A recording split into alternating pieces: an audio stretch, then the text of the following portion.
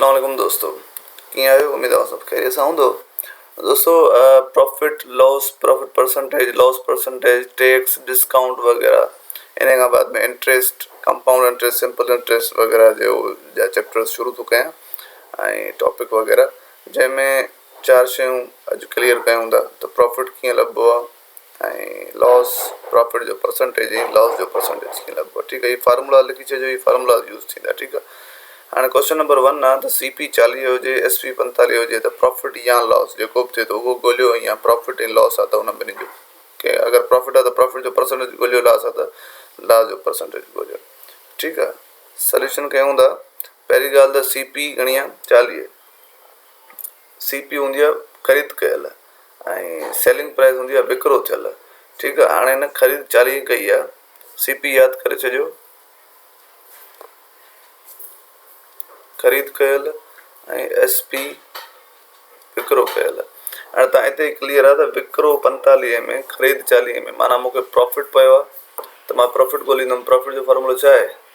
SP minus CP, SP minus CP।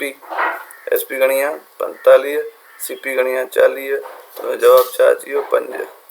यानी मूंखे profit जेको पियो आहे उहो 5 पियो आहे। यानी मूंखे हाणे हे लॉस ख़तमु करणो पवंदो हितां, हूअं बि न हुयो लिखिणो।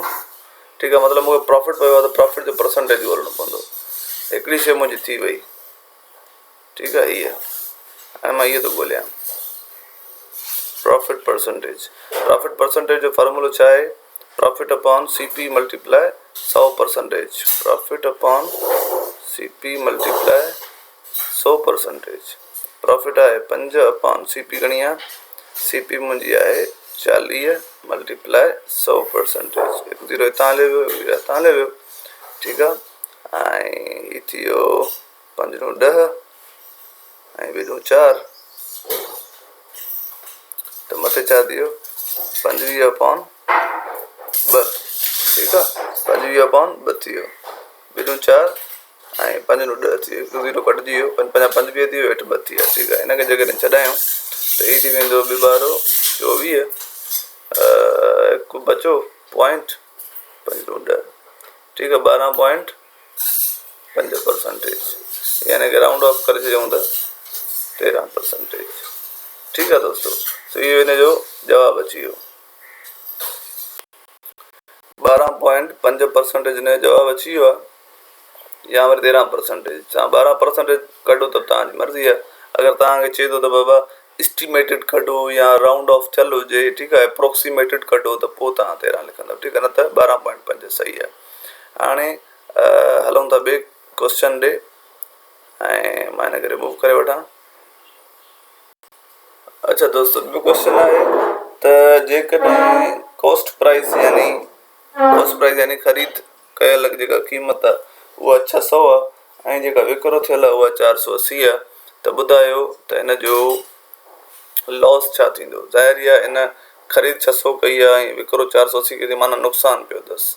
ठीकु आहे, लॉस माना नुक़सानु। त पोइ लॉस कढण जो फॉर्मूलो छा आहे? लॉस कढण जो फॉर्मूलो मां लिखियो आहे, फॉर्मूला नंबर 2, त CP माइनस SP। त CP असांजी छा आहे? 600 माइनस SP छा आहे? 480। हिन खां माइनस करे ॾिसूं त ई था थियनि 600, 480, 0, 2, 120। यानी जेका L थी थिए मुंहिंजी 120 थी थिए, माना मूंखे 120 जो छा थियो आहे? नुक़सानु थियो आहे। 120 रुपयनि जो नुक़सानु थियो आहे। ठीकु आहे, हिते बि 120, त माना 600 मां 480 विया त 120 बचा, इहो ई मुंहिंजो नुक़सानु आहे। हाणे मूंखे नुक़सान जो सैकड़ो ॻोल्हणो आहे, परसेंटेज ॻोल्हणी आहे, त उनजो फॉर्मूलो तव्हांखे ख़बर आहे, पहिरियां लॉस लिखो, हेठां CP लिखो, मथे 100% लिखो।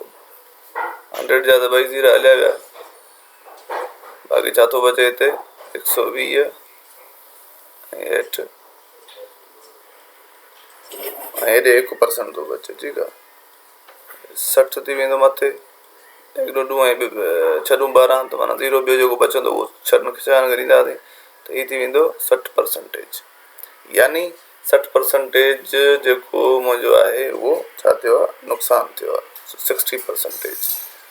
उम्मीद आहे दोस्तों मूंखे ॿई क्वेश्चन समझ में आया हूंदा। अॼु खां पोइ प्रॉफिट लॉस ऐं प्रॉफिट एंड लॉस परसेंटेज जा क्वेश्चन ही सिधा क्वेश्चन हुया, हाणे टेढ़ा ॾींदुमि। हाणे छा थींदो, अॻे जेके कंदा हुआ हुन में या त CP कोन हूंदी, ए ॿई हूंदा, या त SP कोन हूंदी, ए ॿई हूंदा, या त CP हूंदी, लॉस परसेंटेज हूंदो त वरी बाक़ी बकाया ॿ ॻोल्हणा पवंदा। यानी इन्हनि में तव्हांखे के बि ॿ मिलंदा, ॿ ॻोल्हणा पवंदा। हाणे ॿ हे कयासीं, हाणे वरी इन्हनि खां अलावा के ॿ मिलियल हूंदा ऐं जेके बचियल हूंदा उहे ॻोल्हींदासीं। उम्मीद आहे तव्हांखे वीडियो सम्झ में आयो हूंदो, लेक्चर सम्झ में आयो हूंदो।